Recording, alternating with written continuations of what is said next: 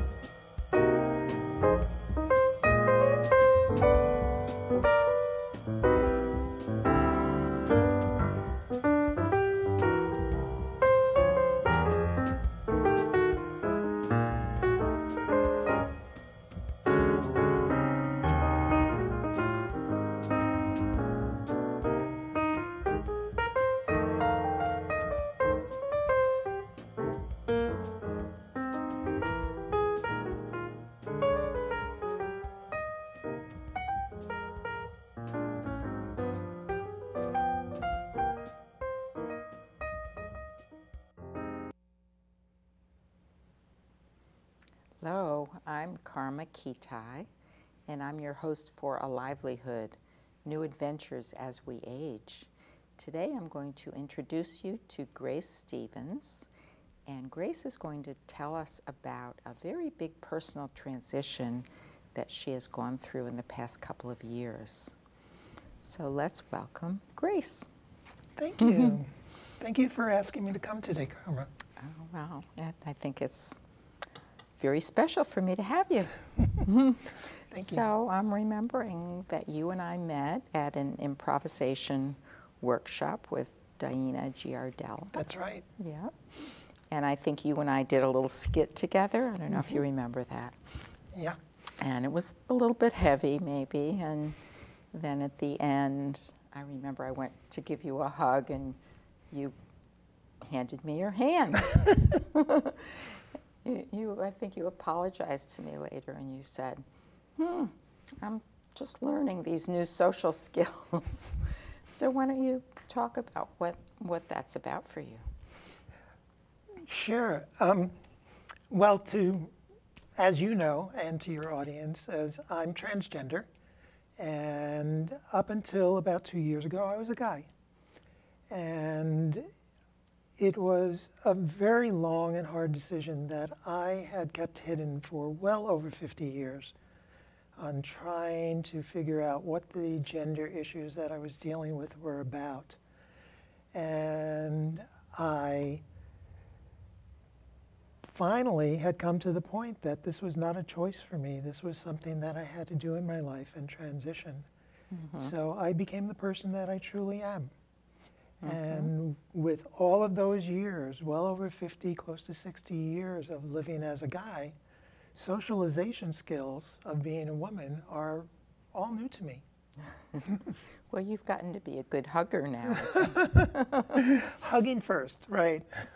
Yeah. So when you and I met a few years ago, I think you were just going through some of the physical procedures, surgical procedures, right? Right. So again, for people like me, whether or not people have surgical procedures or not is just a level of detail of really trying to understand who they are authentically in their own body, in their own sense of being.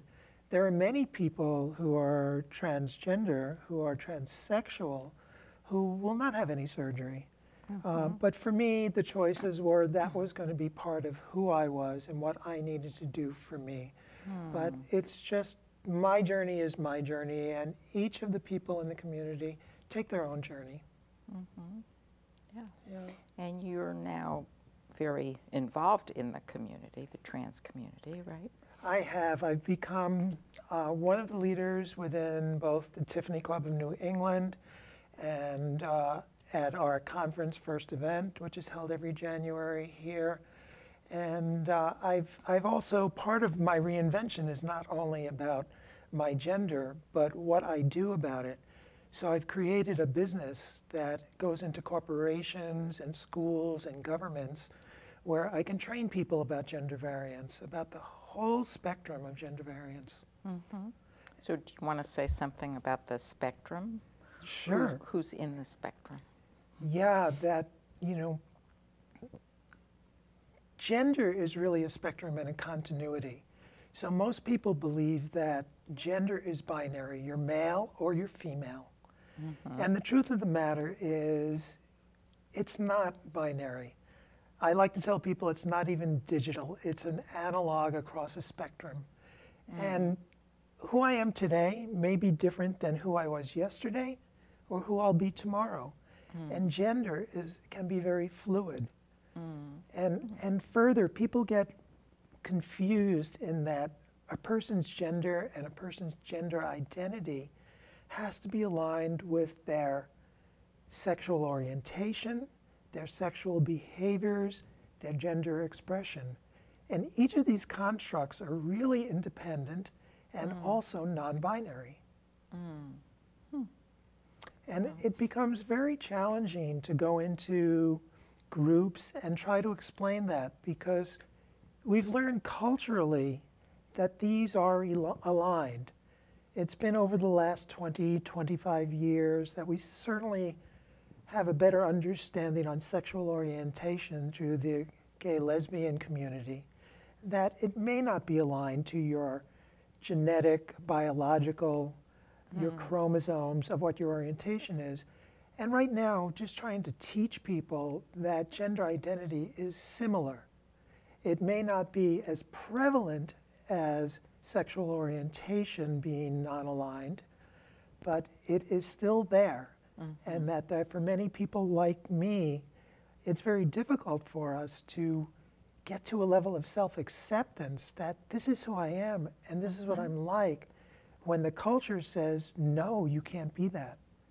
And the forces of shame that come upon us get in the way of expressing who we truly are. Yeah. So, Grace, what would you say were some of the first indications you remember having as a young person that there were some gender issues? Wow, that goes way back.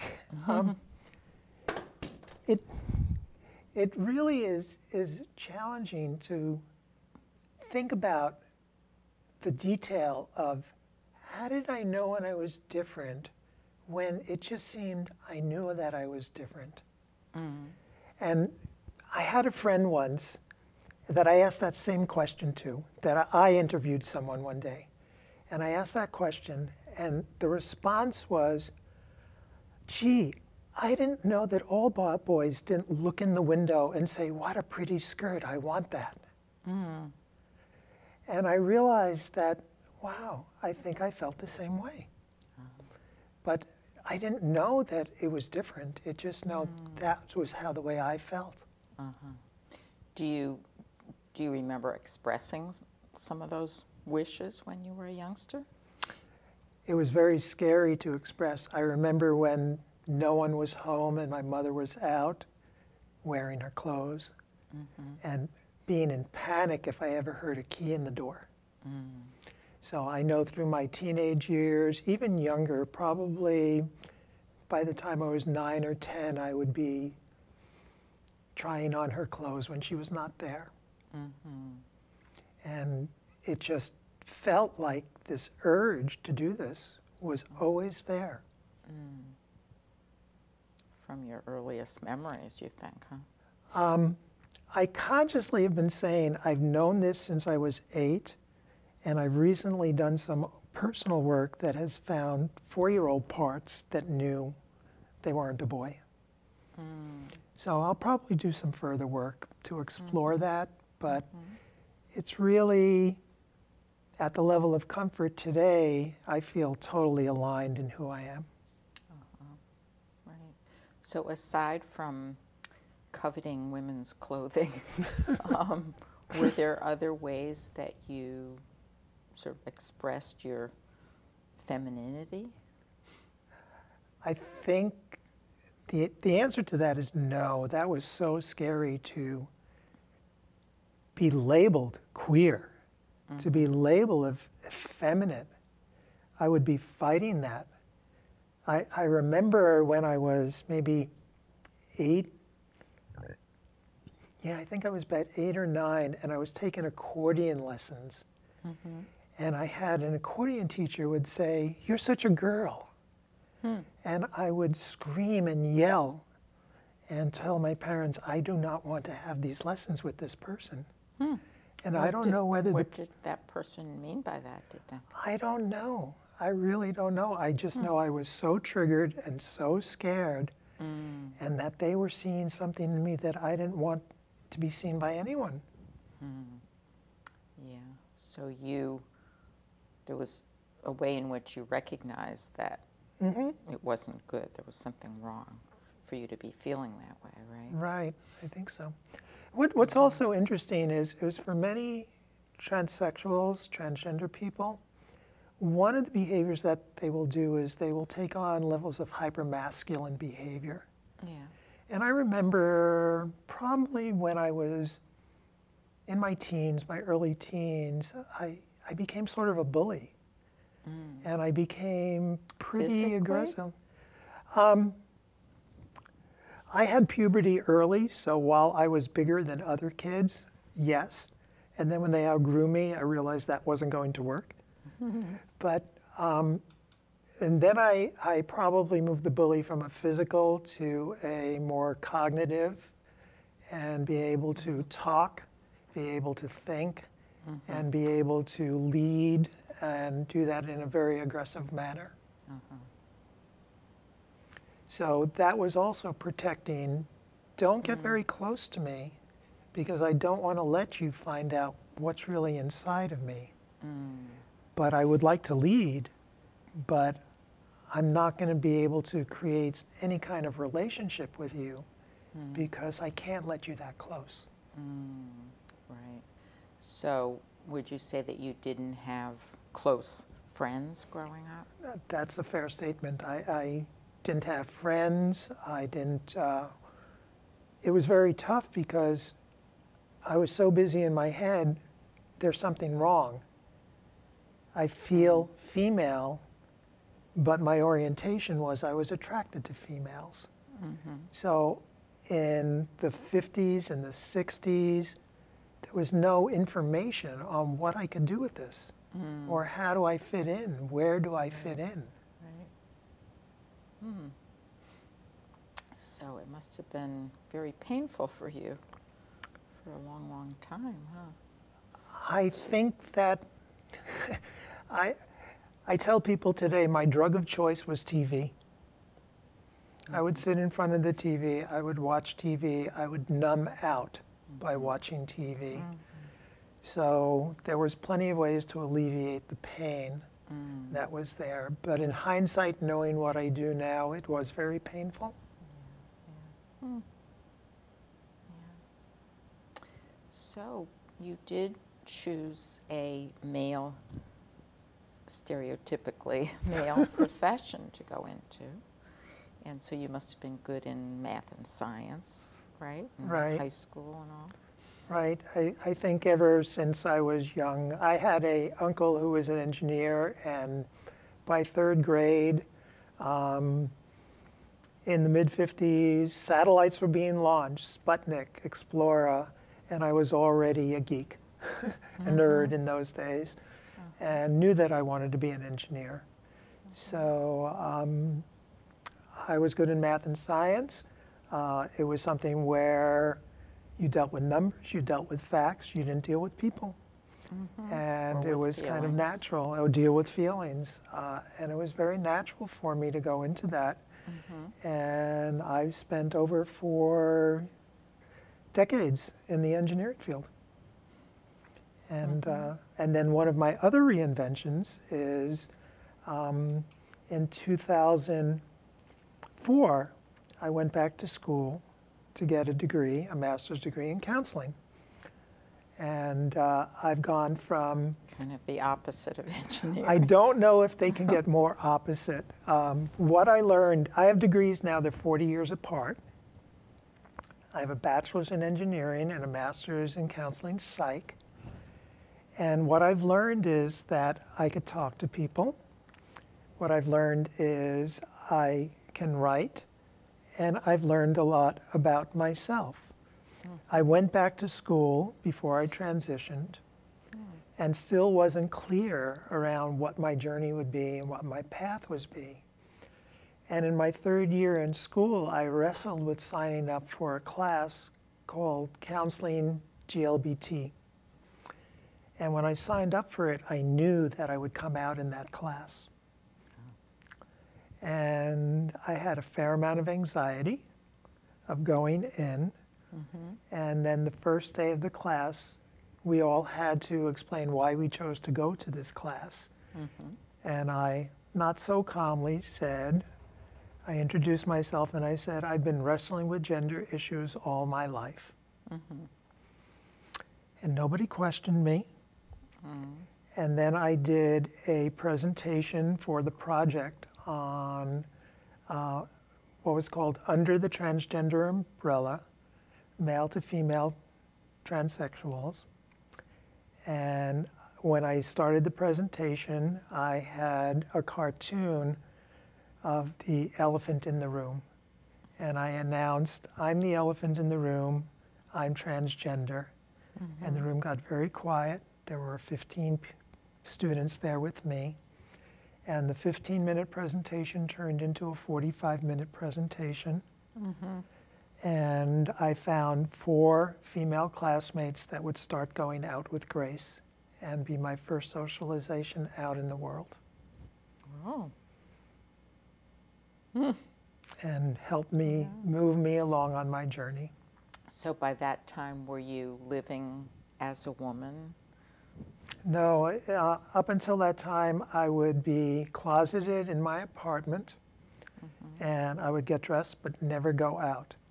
So for well over 50 years, I would wear clothes at home, big closet, but never be brave enough to go out. And after I did the presentation, I had to find community. And that's when I had to force myself to find the local community at Tiffany Club of New England. And it was very scary for me to call them. It was very scary for me to go there. So you knew about them from the internet? I knew about them for years at the internet. I'd be like many people that I call, I was a stalker. I would look at it, I would say, I would be lurking on the internet, looking at people, looking at, how do they do this? How can they be? One of the themes of Tiffany Club is you are not alone. So for many transgender people, we think we're the only people that struggle with this. And the answer, the truth is, we're not. There are many people that have some sort of issue around their gender identity. We kind of know statistically in the US, it's about 1/4% of the adult male population does transition. And I've seen studies coming out of the UK that they would not be surprised if people with gender identity issues can range from 1% to 5% of the population.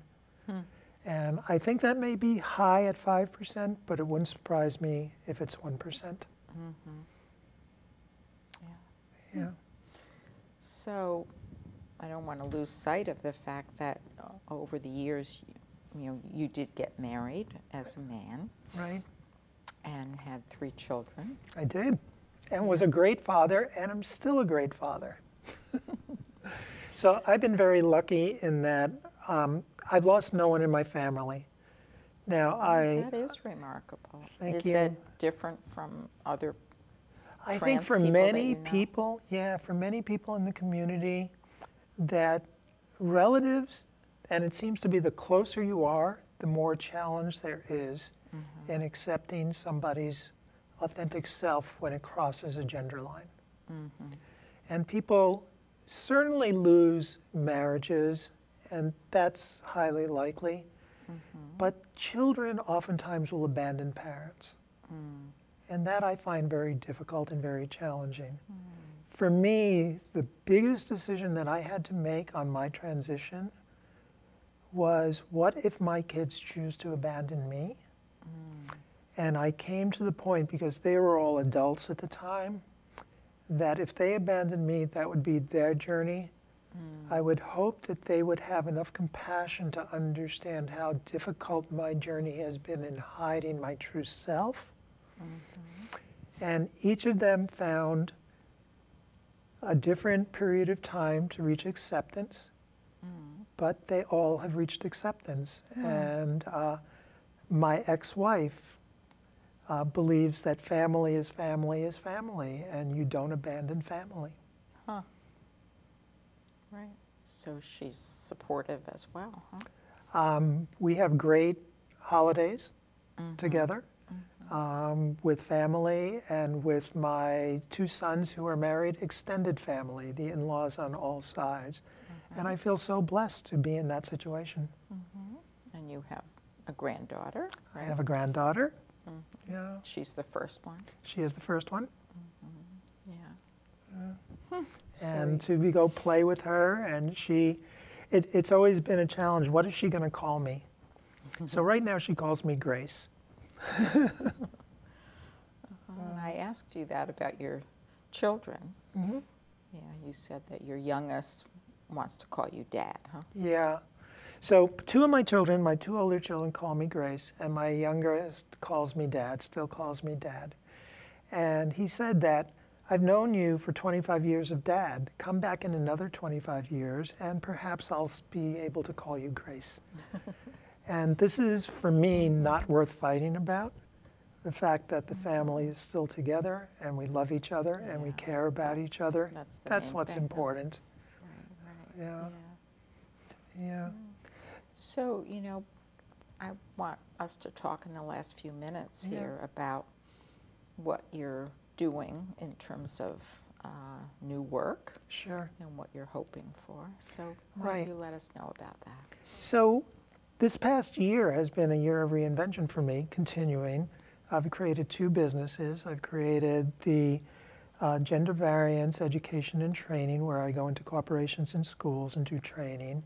I'm also in process of creating a group therapy practice that I'm calling Transportive Relationships Counseling, where I'm looking to create groups for people who are in positive relationships with transgender people, so they can come together and talk about just normal relationship struggles that they may be having with the people that they're in a relationship with, without having to explain to others that they're trans, that their relationships are trans, and just deal with what we all deal with there. So I'm hoping to get that started and seeing if there are people be interested to do that. I'm also hoping to do more speaking, and speaking about being authentic in your life, that it's taken me so long to reach this level of authenticity in my life. And for me, the issue is gender, but how many of us are really struggling with not being the person they know they are inside?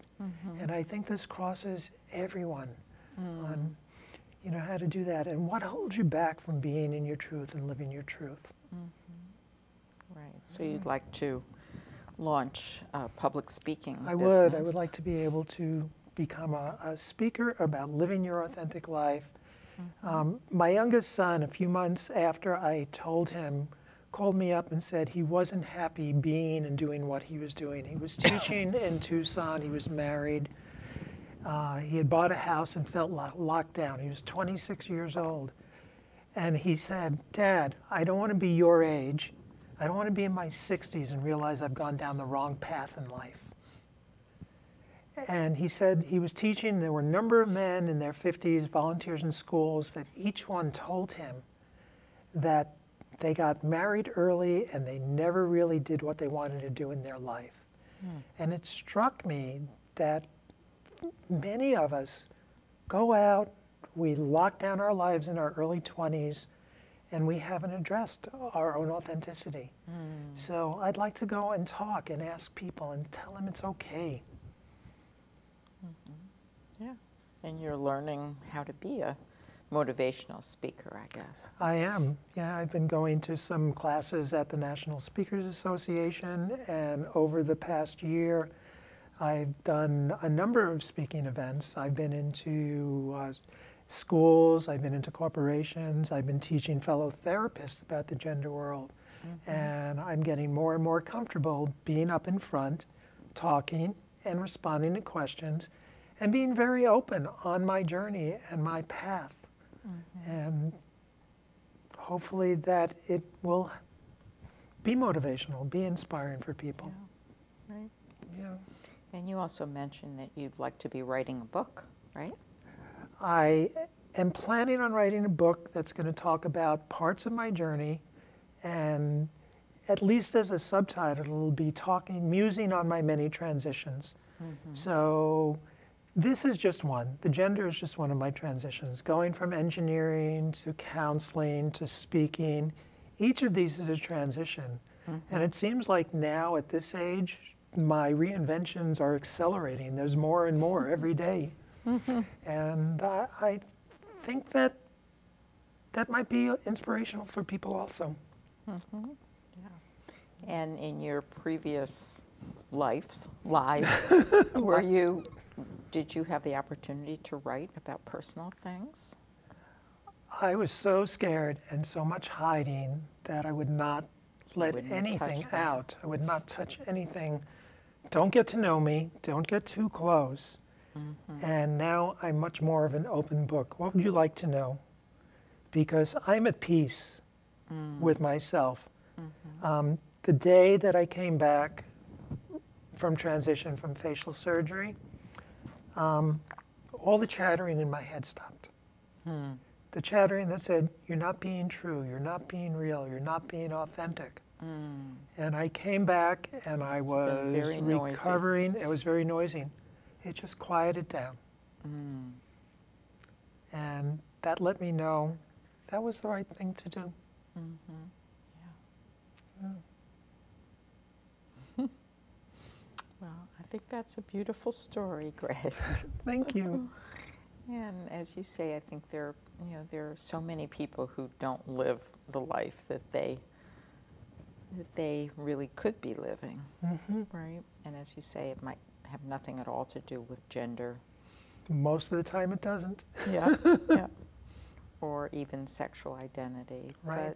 But, as you say about your son, that maybe he felt for a while that he had made some wrong decisions about. Right. He wants to be outdoors. He wants to be having adventures. He doesn't want to be locked up inside. He's a great teacher, but that's not enough for him. He wants to be in the outdoors, living, breathing, exercising. Right. Yeah. Well, thank you. Thank you for sharing your story here. And I'm sure it's going to be meaningful for people to look at you and listen to you and recognize that you're a beautiful woman who Thank you so much. who is very comfortable with herself now. Yes, I am. Thank you so much for having me. Okay, so join us next time when I will have two partners in an online publishing business to speak to here on Alivelihood.